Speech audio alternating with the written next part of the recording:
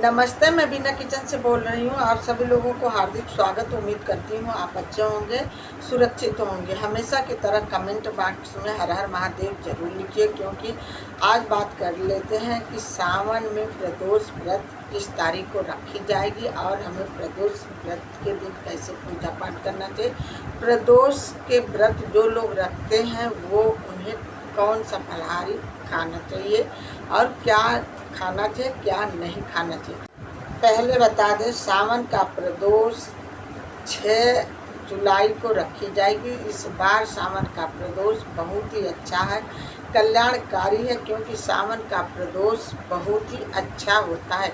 जो लोग सावन का प्रदोष रखते हैं वो तो रखेंगे, लेकिन लगातार 3 व्रतें इकट्ठे पड़ गई है। जैसे सावन का सोमवार 4 तारीख को पड़ी है, 4 जुलाई को पड़ी है, और एकादशी 5 जुलाई को रखी जाएगी, और प्रदोष का व्रत 6 तारीख को रखी जाएगी। यदि आपकी शरीर क्षमता है तीनों व्रत रखने का तो आप रखिए।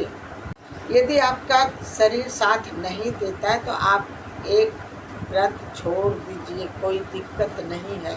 भगवान ये नहीं कहते हैं कि आपके शरीर साथ नहीं दे रहा है तो आप व्रत छोड़ दीजिए। भाव से पूजा करिए, आपका सब अच्छा ही अच्छा होगा। तो पहले बता दें, सावन का प्रदोष 6 जुलाई को रखा जाएगा। दिन है बुधवार का।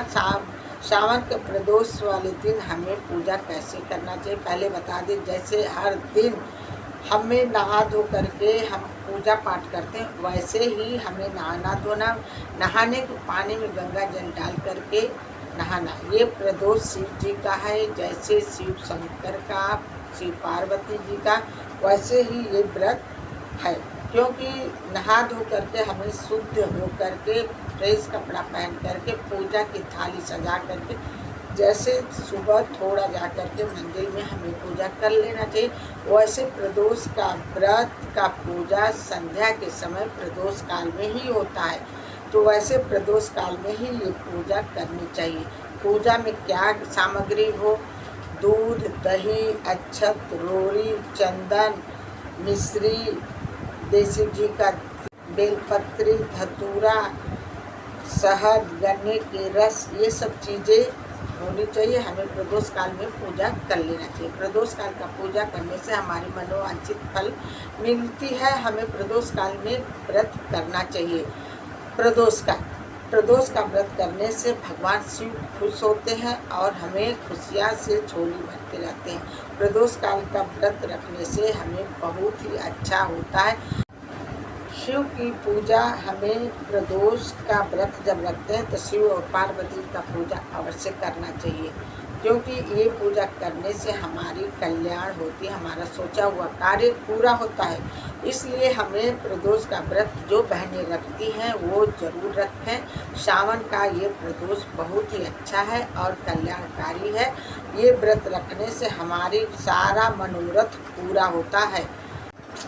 जो बहनें प्रदोष का व्रत रखती हैं वो संध्या के समय मीठा भोजन करती हैं। मीठा भोजन करने से पहले हमें गाय को अग्रासन निकाल लेना चाहिए।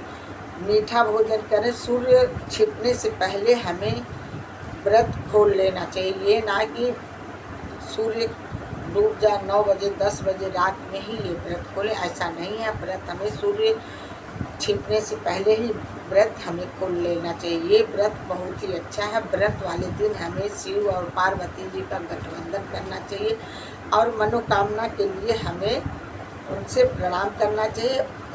यदि हम प्रदोष का व्रत रखते हैं तो गौरा पार्वती जी को पूरा श्रृंगार चढ़ाते हैं और उनको टीका, कुमकुम, चंदन, रोरी से उनका श्रृंगार करके उनसे प्रार्थना करते हैं कि हे गौरा पार्वती जी, हमारी मनोकामना पूर्ण हो जाए। फिर से बता दें, जो प्रदोष का व्रत 6 जुलाई को रखी जाएगी, क्योंकि ये व्रत बहुत ही अच्छा कल्याणकारी है। इस बार सावन में प्रदोष का व्रत 6 जुलाई को ही पड़ रही है।